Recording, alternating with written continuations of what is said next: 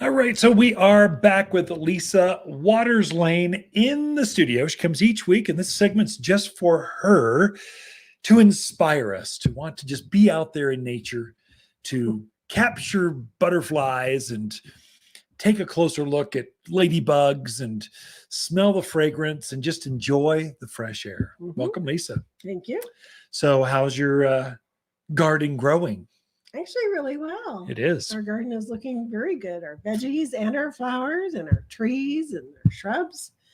I've Everything got looks good. tomatoes starting to form. We got a little Mhm. squash we'll probably pick off this week. Ooh. So cucumbers are starting to elongate really fast. So things are happening. The flowers of flowers. Dahlias, that's my favorite flower.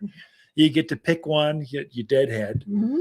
And they just keep pushing more and more blooms. Yeah. So Definitely. I did actually fertilize everything that blooms or fruits with Root and Grow this week. Next week, I'm trying to get more consistent with that while they're young. Root and Grow is a compost tea that helps things to root out, gets deeper green, helps them just to grow.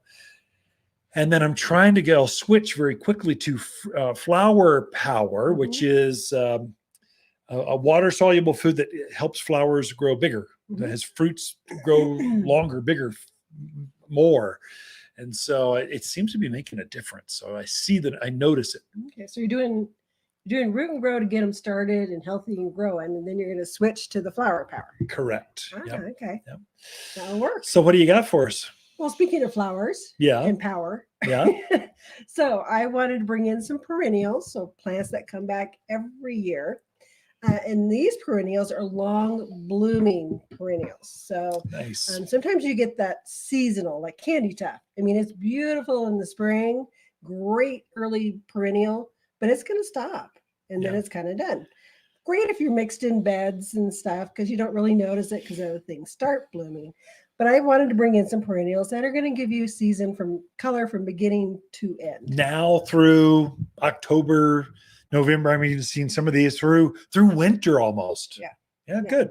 So one of the first ones I wanted to bring in, and I love this plant, and I just don't think it's utilized very much. And it's such a huge family of plants. So dianthus or carnations, as sometimes you see them called. It's such a huge family. You want a color, you want a variety, you want a style, they've got it. So it is actually now you're just having fun with the camera. Sorry. Keep talking. They literally bloom all season long. Once they start, they're not going to stop until we get really consistently cold.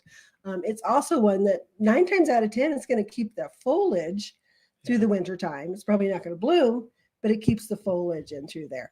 And very, very fragrant. I love the smell of carnations, dianthus. Like cinnamon almost. Yeah. Very excellent plant for animal resistance. Most of your critters are not going to eat these. And they come in just a variety of colors. So this is a real simple, this one's what? Passion? Violet passion. Forever violet. Passion or violent. Forever violet passion. So violet. It's got more of a color. Simple blue. Yeah. Kind of look at that though. It's got, there must be 50, 70 flower buds. There's more flower buds than foliage. That's nuts. So this is another one. This is more orange. I forget the name of this one. Is Premier Orange. But it really is orange. And it's unusual to find that color of orange in a carnation. Just naturally orange, very, very pretty. Isn't that funny? And it's got the fuller flower to it. And both of these guys, when those flowers start to fade, if you just pinch them off, you're going to get more and more and more flowers. And it's another one you were talking about, Flower Power. If you use that every 2 weeks on these guys, they are just not going to stop. Yeah, pretty. So this is carnation, Premier Orange carnation.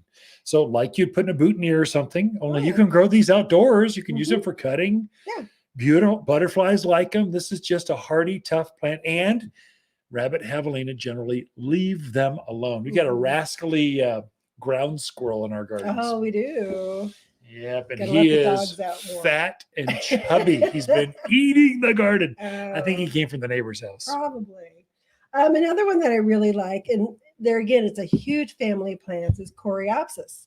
So coreopsis, usually most of the times are yellow or browns and yellows, sometimes reds and yellows, to a simple blossom to a big, they call it a sphere. So it's a big, almost looks like a big tennis ball on the end of your. Trying to help folks tune in. Thank you. So coreopsis love the sun. Oh, yeah. Great sun plant, continual bloomer. There again, deadhead it. But hey, we all need something to do in our lives. So go out there with your cup of coffee and deadhead your flowers. It is therapeutic. More blooms. Yeah. But it's another one that's just going to consistently bloom until we get that really super hard frost. And then it'll go, I'm going to go to sleep. I'll see you next spring. Yeah, it hibernates underground.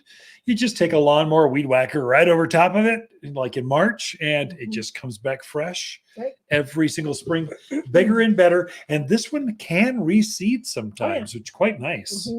Definitely. So for something taller that really attracts the hummingbirds and the butterflies, this is agastache. This one's blue boa. It's kind of got a flower, just starting. So it's a summer lover. There's where the flowers. You can see that. So it's just starting to happen. Agastache. So it has like a fuzzy blue blossom to it, but the hummingbirds just love it, and the butterflies are very attracted to it as well. Another one, give it a nice hot spot. Smell that. I know. Amazing. You're gonna make me start coughing. Yeah. Don't do that. But there you go. Loves the heat. Give it a nice hot spot to grow into. It's going to come back every year bigger and better. And then once these guys start blooming, once we get that warmth that they like, they just keep going and going. I help customers with agastache because I think we sell too many or plant too many Russian sage. And it gets weedy and they seed everywhere. It's a big aggressive shrub. Agastache has a similar height, a little bit smaller, very similar flower, takes the same heat. And it's not aggressive. It's longer lived, less weedy, less trashy. I think agastache is a better plant in most mountain gardens. Right. And they're, again, also very animal resistant. Oh, yeah. I don't know if I mentioned that. But it also comes in pinks and corals and yellows and oranges. So a wide variety of colors for you to put out there. We're doing good on time. So this is Gaillardia. This one is, which variety is this? Is Arizona Red. Arizona Red. And it is. It's a beautiful looks like an Arizona sunset. Color. I like it, the tones on it, because it has that orangey red and then yellow at the tips. It is like a sunset in Arizona, right? Like Route 66 right there. That's what it looks like. And look at the buds on that. I mean, there are loaded. A ton of buds. So it's another good continual bloomer, just consistent. This one is a great bird attractor. That is, if you let it go to seed as it goes into winter, it'll actually be a food source for birds as they get through winter. Comes back every year. And I find that super tough as far as animals like javelina don't love this. It's got a fuzzy texture to the foliage that they just don't like. They do not care for that. So another one of my favorites. So this one is Gara. This one is the other name for it is whirling butterflies. Yeah, whirling because butterflies. The little flowers on it just look like they're little butterflies going through the yard. It's very. I love it when the wind kind of is blowing and the plant starts moving, and it just is a very pretty plant out there. Kind of has a simple lacy look to it, but it just. Each stem comes out and it just produces flowers all the way up the stem. And it also comes in a dark pink and a light pink as well, kind of different heights. This would be a great companion for Russian sage, agastache, primrose. It loves that right out there in the heat. I mean, just like crazy wind, crazy sun. I'm on a ridgeline. I have nothing but rock piles. Gara is going to like that. This is where it grows. We have one out by our mailbox that I don't even think it's on a drip at this point in its life, but it is huge and it is beautiful. So a great one to put in. We're out of time, babe. I know you got more, so they'll just have to tune in later for to listen to more of your flower suggestions. Or come in. Come in. Better yet, Ken and Lisa Lain, the Mountain Gardeners. Be right back after this.